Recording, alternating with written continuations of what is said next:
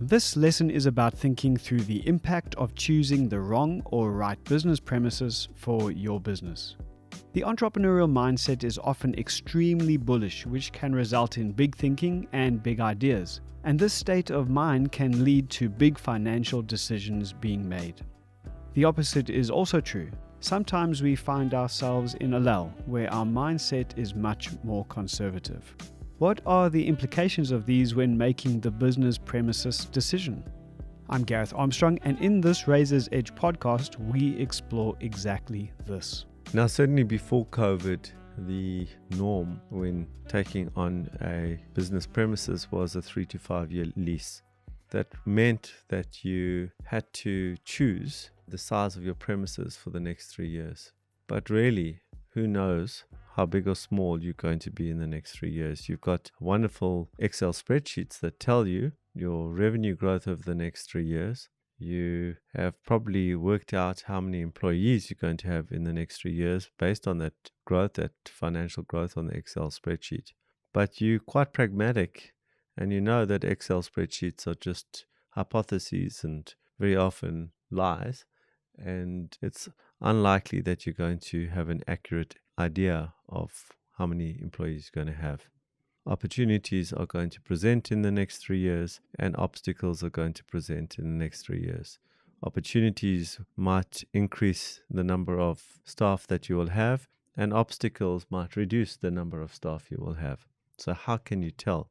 You cannot anticipate what these opportunities are, and you cannot anticipate what these obstacles or challenges might be. If you take on a small premises which has a capacity for you to grow to 5 or 6 people, for example, and you've got a 3 to 5 year lease, then you're in trouble if you start exceeding that amount of people. Where do you put them? If you take on a premises that can take on 25 people and you start off with just a few of you and you don't get to 25 people, you effectively are overpaying for rental, which has a double effect. Not only does it reduce your efficiency, but it also reduces your profitability, which reduces your ability to market, which reduces your ability to grow. But if you do grow and you have a small premises, then you have the problem of actually trying to cancel your lease, move out of your premises, and move into another bigger premises. And then you start the cycle again as to what size is the next premises. How much growth am I going to have in the next 3 years? Same problem. You don't know. This series is all about learning from the lessons of others, more specifically, learning from the successes and failures that Allon Raiz, CEO of Raiz Corp, has experienced over the last 20 years. It's worth reflecting on that Allon is bringing this consideration of business premises up as one of his 20 lessons. What does this tell us about us? And why does this decision matter as much as it does?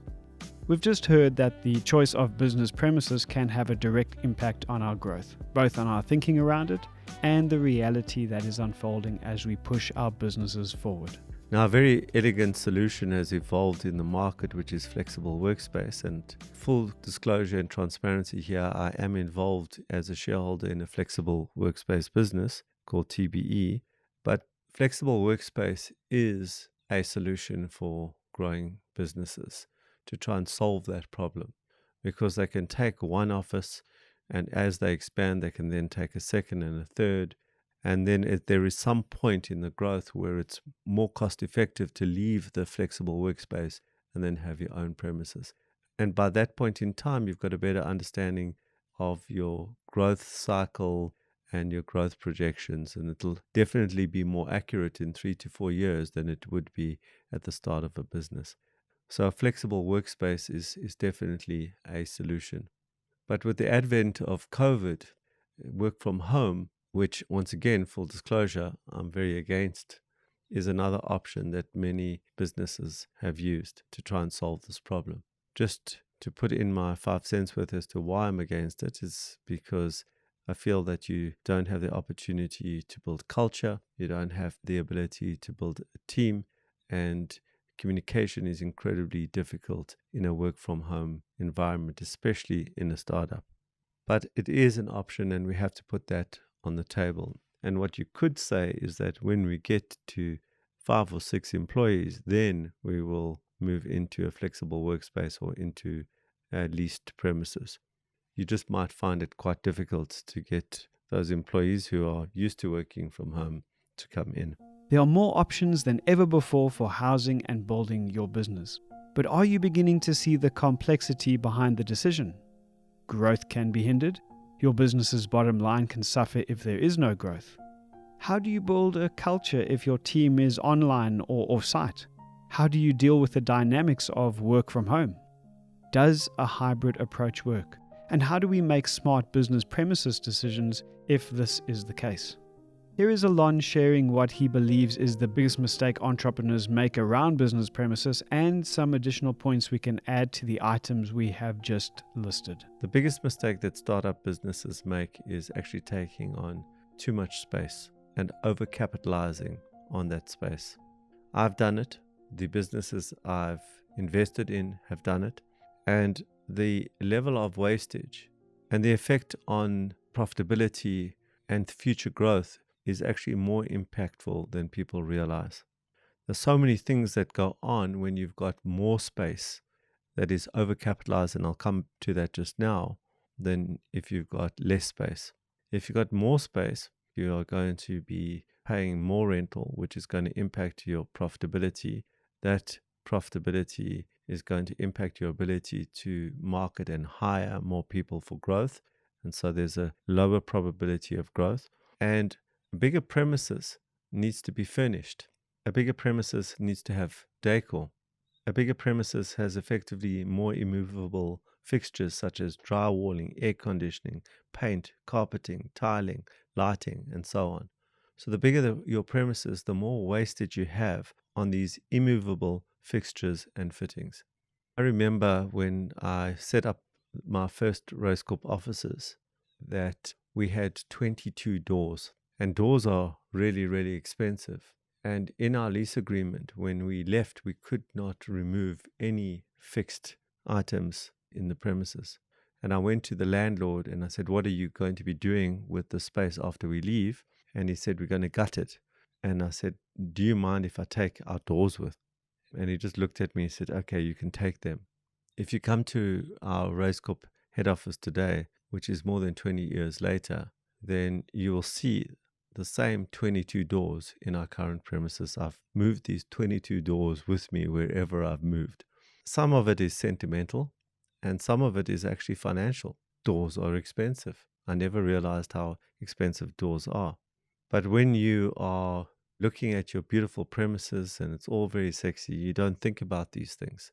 But when you have to set up your new premises and you have to do the kit out or fit out for that new premises, you realize how expensive all these items are.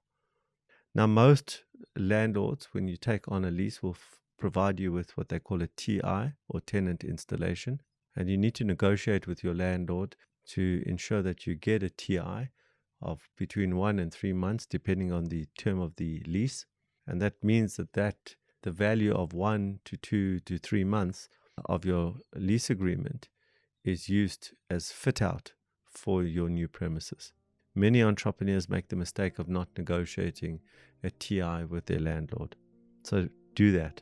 Negotiate a TI. I love how Allon highlights something as seemingly mundane as doors as a way to illustrate the hidden costs and knock-on impact of taking on office space or business premises. What Allon wasn't mentioning were the 100 other items that were loaded up and moved along with these doors. It's a wonderfully revealing test. If we're not thinking to this level of fine detail, we may just be making a mistake if we are rushing to sign on some or other dotted line. The lesson I've learned over the last 20 years around moving premises, if you are taking on a leased space, is that an industrial look is the best look. It saves you money. It can be done quite effectively, and then do it in a piecemeal pace as the business grows.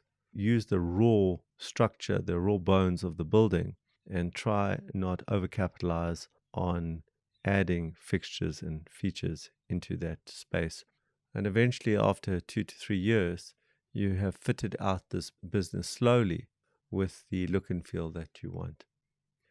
if I were going to spend any money on design and decor, I would try and find a good interior decorator and give them the brief that I have no money. What can you do?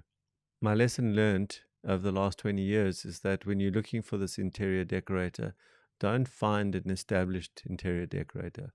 Find a startup interior decorator, somebody who's been doing it for a few years. Not only will they empathize more with where you are, but they will realize that they can grow with you as you move from premises to premises. So look for a startup interior decorator as part of your growth process to ensure that you can have a look and it doesn't cost you your growth. And it doesn't cost you your growth. No statement made during this conversation carries more weight than this. Here's a final word from Allon. So what I'm saying here in this lesson is that you need to be conservative in your approach to premises. Don't waste your money on decor and fittings and finishing when you don't have to. And I see it all the time. I see it with entrepreneurs all the time. They have this need to be in a very sexy space that looks like Apple or Google, and they can't afford it. And that has a huge impact on their survival rate. So the auctioneers are happy. They get nearly new furniture and fittings on auction, but the entrepreneur ain't. Head over to raizcorp.com where you'll find similar resources to this one, and also the opportunity to sign up for notifications to stay updated on new releases. In addition to this, follow Raiz Corp on your favorite social media platforms where you'll find additional updates about this podcast series and others we are producing. My name is Gareth Armstrong, and I'll see you in Lesson 10.